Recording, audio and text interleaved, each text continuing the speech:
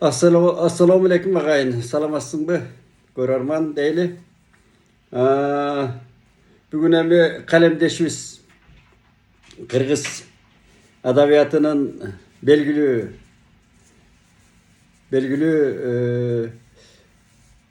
адиси, адабиятчы, жазуучу Самсак аке Станалиевти түбөлүк жайына берип кайттык. Кайран киши ооруп жүргөн экен. Ооруп жүрчү эми өзүбүз деле көрүп жүрдүк эми.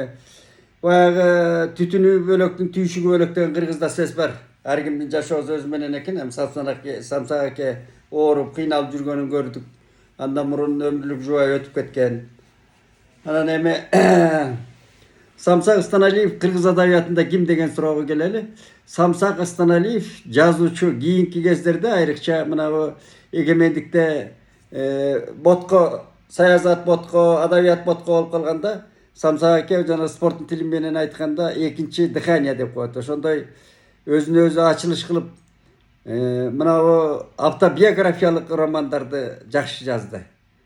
Бөкөнбаев, Жомарт Бөкөнбаев жөнүндө, анан айрыкча мына биздин ааламдык жазуучу Чыңгыз Айтматовдун 90 жылдыгына карата ошо кездеги жанагы Акжарыктын эмнеси деген белгилүү роман жазды. Айыкпаган сыныгы беле ушундай роман жазды да. Кээбем ал мен тамашалагам, эми Айтматовдун түшүнө кирбеген роман жазып салдыңыз. Бул жазуучулардын ыбыр-сыбыр саясатында кошуксуз деп. Аны эми Айтматов изилдеп, Айтматов таануучуларга керек, бирок чоң эмгек өзү. Ошону эринбей, ошо ушундай мээнет менен жазганына таң калам. Абдан жана чоң эпопея деңгээлинде жазган. Бирок мага мен муну айтып атканым, Самсак Станалиев мага жазуучу эмес, адабиятчы катары жакын өзү. Бул кылдат адабиятчы, таанып, мына сени телдейт орусча айтканда, таанып барктоочу, мындай айтканда кыргыз адабиятынын, жазма адабиятынын энциклопедиясы эле. Мыкты билчү, дүйнөлүк адабияттан абдан кабары бар, терең сугарылган аң сезимдүү. Анан кыргыз адабиятын илгеп, ылгап, ушундай кимдин ким экенин кашкайта жазып да айтып бере алчу. Бул өзү ошонун окумалдыгынан, өзүнүн жанагы кылдат аң сезиминин, жанагы саяпкердей сынчылыгынан, ошол карандай эле мезгил оошуп кетти дагы, жанагыдай акча тыйын үчүн биз адабияттын ар кандай жагына алып урушуп кирип кеткен учурлар болбодубу?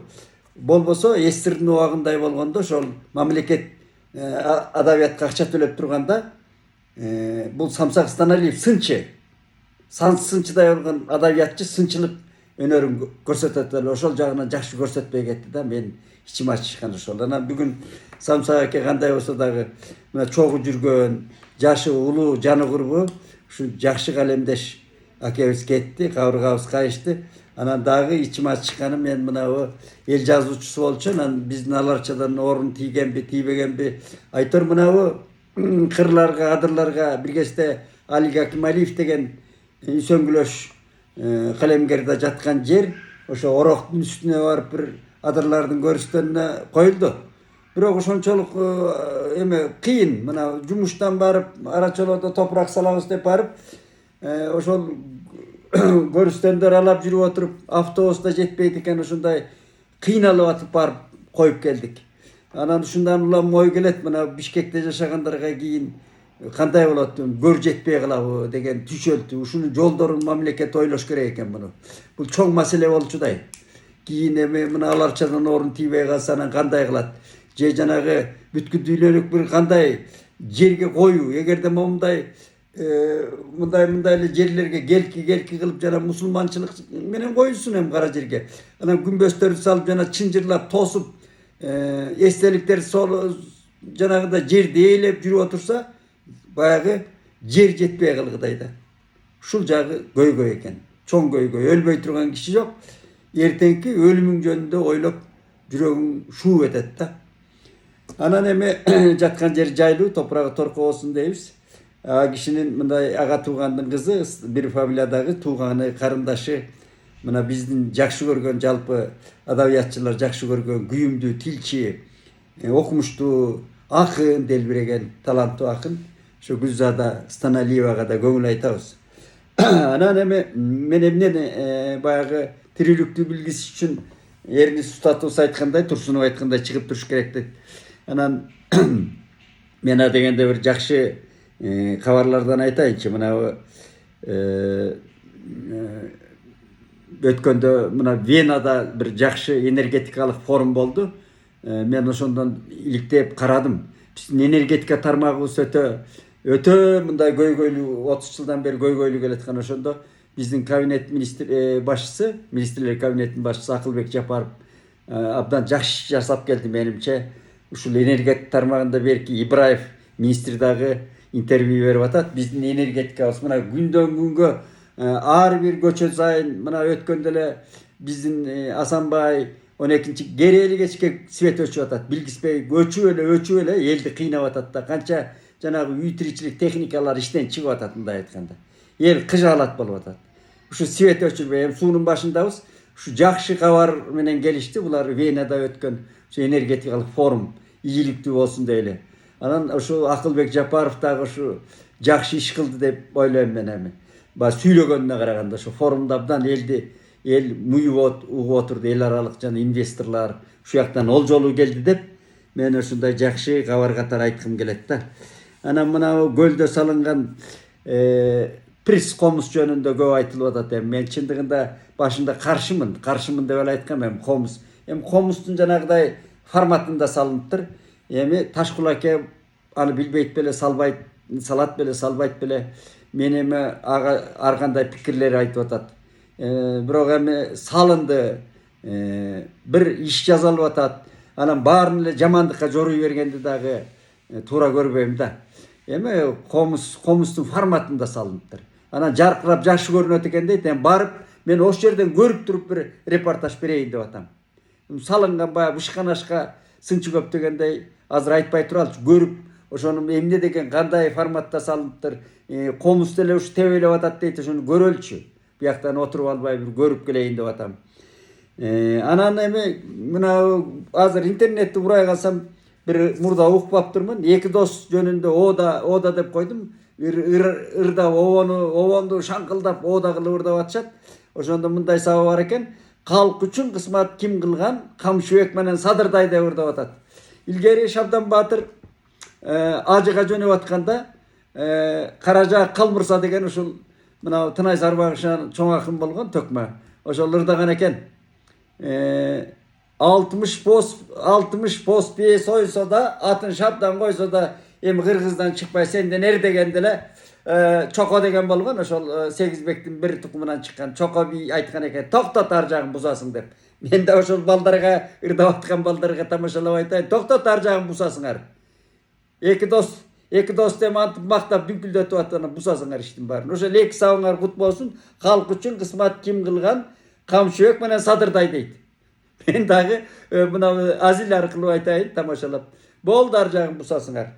Андан кийин анан эми дагы бир кызык тажабаган бу кыргыз өзү өткөндөн сабак албай эле кайра сүйлөй берет экен. Мындай эле маалыматтуу эле көрүнөт.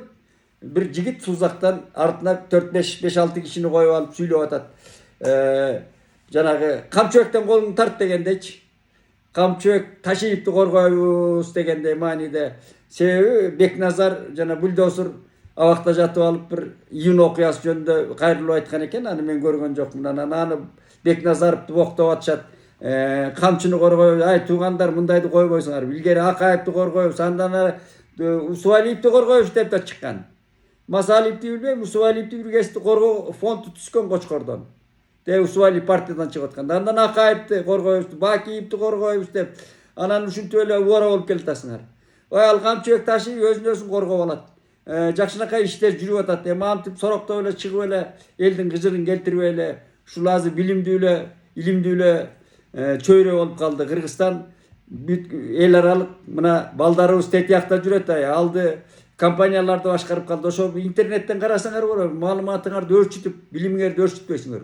Анан бири-бириңерди эле коргой бересиңер, үйдө жатып. Кайсы душмандан коргойсуңар? Эми Азымбек жатат тиякта. Al bir Azınbek'in sözünü öyle dürbe öyle düşe bökönü mal men oyma koysa çıkarıp yibektin Azınbek'ti bara koy bir okat kılçı dep. Anan Azınbek'te al korkunçtu jo emes. Azınbek'ti hazır tamaşa menen aytkanda 5 kişi eçi. Bu yakta karab iç kıla beriş kerek. Aldığını gösterip. Jakşı bolup atabı, jakşı dep kete beriş kerek. Men uşunday ana mına Kırgızdın geçe mına Erulan Kökülüs degen deputat inim, men sындapta жүрem, bir jakşı iş kıldı. Bir mektepтерде barıp tekşerse, aylanayın dualdın için göңдөй kılıp urup taştap durayım. Kırgız uğurluktu koyboysunlar. Kırgızga düşman.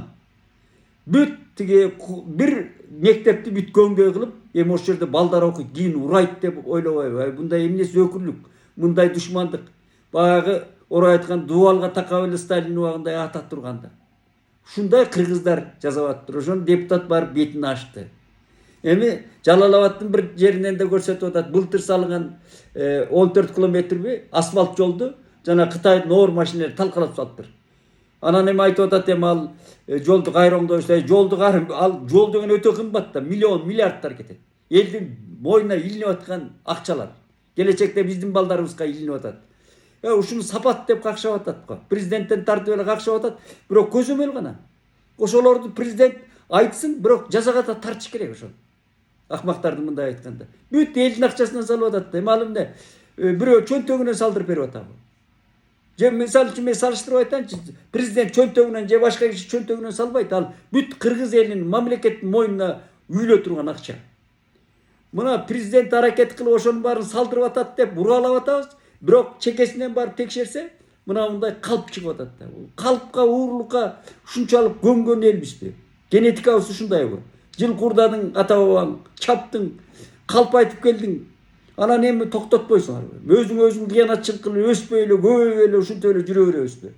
Кыйратуучу экениңди көчө Ыдырыс Мырза Исаков көрсөтүп атат. Бүт парктардын баарын, мына адырлардын баарын кыйратып, талкалап токойлорун. Анан менчикке алып алгансыңар. Мына бүт Ататүрктөн баары. Аны эч нерсе кыла албай атат мына. Эмне кылат? Бүт калп, ууру, кыйратуучу, түзүүчү болбойсуңарбы? Түзүүчү мезгил келди го. Бирдеме жазабайлы колдон келген. Ушуларды айткым келди. Анан мына ошол кыйратуучу кишилер президенттин жанында жүргөндө мен жаным кейит. Мына Апас Жумагулов мен канчадан бери айтам. Ошо кыйратуучу Акаевдин убагынан бери кол койгон кишилер. Андан кийин паркты менчиктештирип алган, паркты базар кылып жиберген базаркомдор президенттин жанында жүрөт. Ушуларды көрүп анан кимге ишенериңди билбейсиң да. Же президентке ишенериңди, же жанындагы кишилерге. Анан же бияктан болсо Facebook'та ачсаң эмне деген сөздөр болуп атат.